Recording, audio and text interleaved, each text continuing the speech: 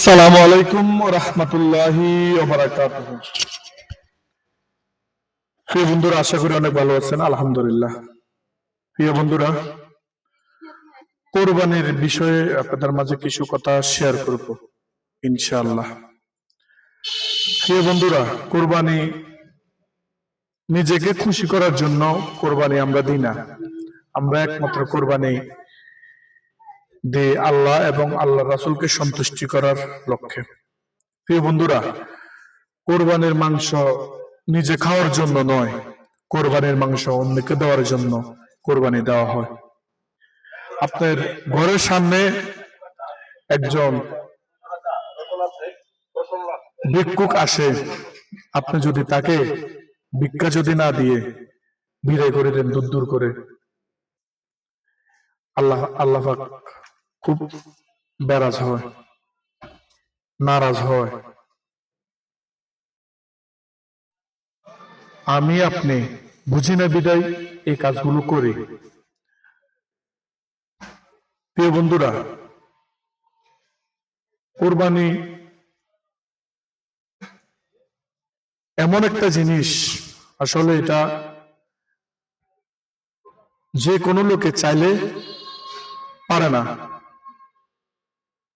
কোরবানি আল্লাহ যার উপরে সন্তুষ্ট হয় সে ব্যক্তি কোরবানি দিতে পারে। প্রিয় বন্ধু, চেষ্টা করবেন কোরবানির মাংস নিজে থেকে 3 ভাগ করে, 1 ভাগ নিজের জন্য, 1 ভাগ আত্মীয় স্বজনের জন্য, 1 ভাগ পাড়া প্রতিবেশীর জন্য। তাদের হক এটা, পাড়াপতির হক অবশ্যই যথাযথভাবে আপনি দেওয়ার জন্য চেষ্টা করবেন। আসলে কোরবানির বিষয়টা সেন্সিটিভ একটা বিষয়। আমি আপনি গরিব দুঃখী মানুষের পাশে যদি না দাঁড়াই, তারা মনে করেন এই বছরে আর ওই বছরে গোস্ত 1 কেজি কিনে যে 800-900 টাকা দিয়ে যে খাবে, এই সমর্থটা অনেক মানুষের নাই। শুধু কোরবানির আশাটা আসলে তাদের মুখে হাসি আসে, মুখে হাসি ফুটে।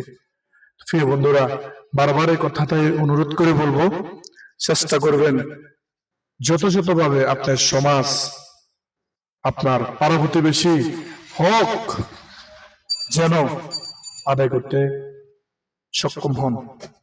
আমিও চেষ্টা করব পাড়া প্রতিবেশীর হক আদায় করার জন্য। এ কথা আমার একার না, এ কথা সকল মানুষের, যারা যারা কোরবানি দিবেন তাদের উদ্দেশ্যে আমি এই কথাটাই বলতে চাই। সকলে চেষ্টা করবেন গরিব দুঃখী মানুষের মুখে হাসি ফোটানোর জন্য। এখানে শেষ করলাম। আসসালামু আলাইকুম ওয়া রাহমাতুল্লাহি ওয়া বারাকাতুহু।